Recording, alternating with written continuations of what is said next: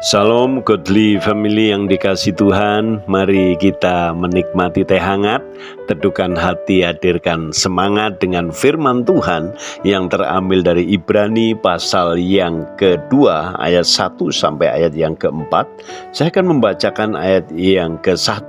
Demikian, keselamatan yang besar.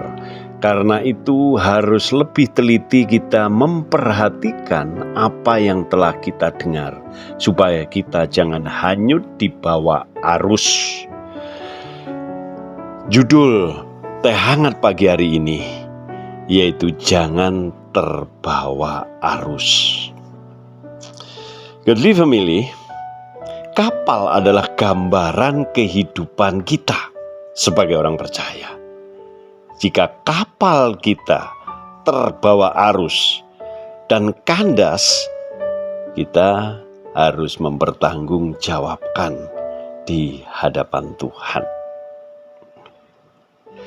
Bagaimana supaya kita sebagai orang-orang percaya, kehidupan iman kita tidak terbawa arus zaman, arus pengajaran yang ingin menjauhkan orang-orang percaya dari kebenaran dan janji-janji firman Tuhan.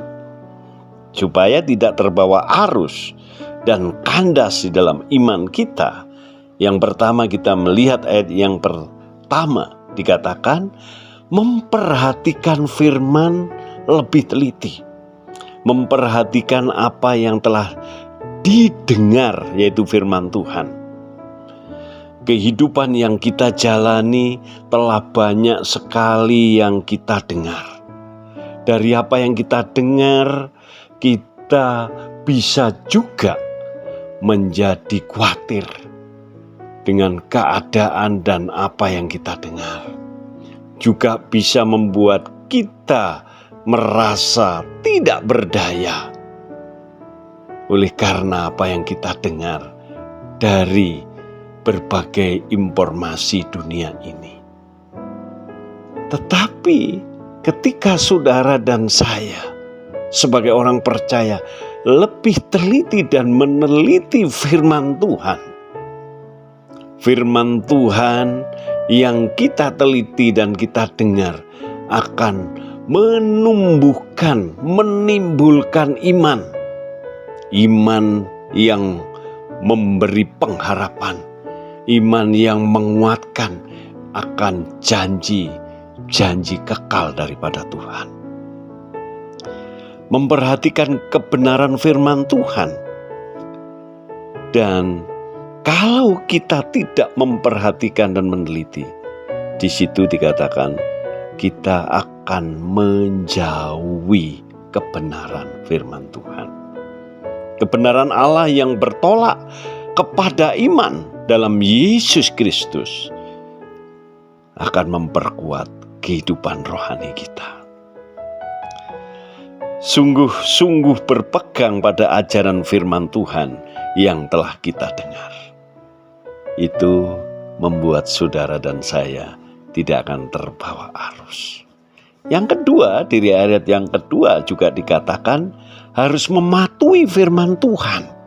Sebab kalau firman yang dikatakan dengan perantaran malaikat-malaikat tetap berlaku, dan setiap pelanggaran dan ketidaktaatan mendapatkan balasan yang setimpal, bagaimanakah kita akan luput jikalau kita menyia-nyiakan keselamatan yang besar itu?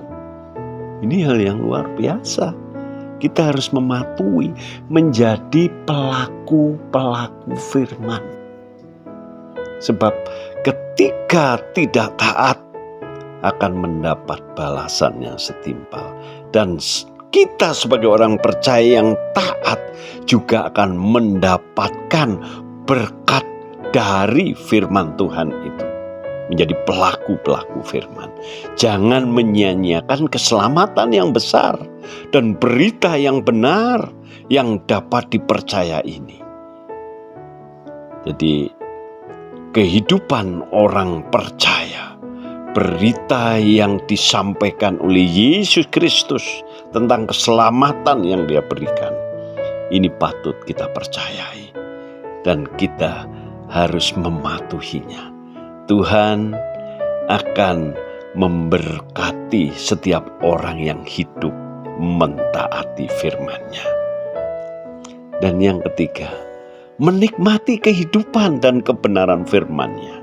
Di ayat yang keempat dikatakan bahwa Allah meneguhkan kesaksian mereka oleh tanda-tanda dan mukjizat-mukjizat dan oleh berbagai-bagai pernyataan kekuasaan dan karena Roh Kudus yang dibagi-bagikannya menurut kehendaknya. Jadi yang ketiga, menikmati kehidupan dan kebenaran firman-Nya. Allah selalu menguatkan berita kebenaran itu dengan tanda-tanda ajaib dan mukjizat bagi orang-orang percaya. Allah akan meneguhkan firman-Nya dan Allah akan melakukan apa yang Dia firmankan. Setiap orang yang melakukan akan menikmati bagaimana berkat dari kebenaran firman Allah itu dengan memberi kemampuan melalui Roh Kudus. Setiap orang percaya diberi kemampuan atau karunia dari Roh Kudus oleh Allah. Amin. Terima kasih Tuhan untuk firman-Mu. Biarlah setiap kami senantiasa hidup di dalam kebenaran firman-Mu dan kami menikmati kebenaran firman-Mu, menjadi pelaku-pelaku firman. Itu yang Tuhan kehendaki. Terima kasih Bapa, dalam nama Yesus kami berdoa. Amin.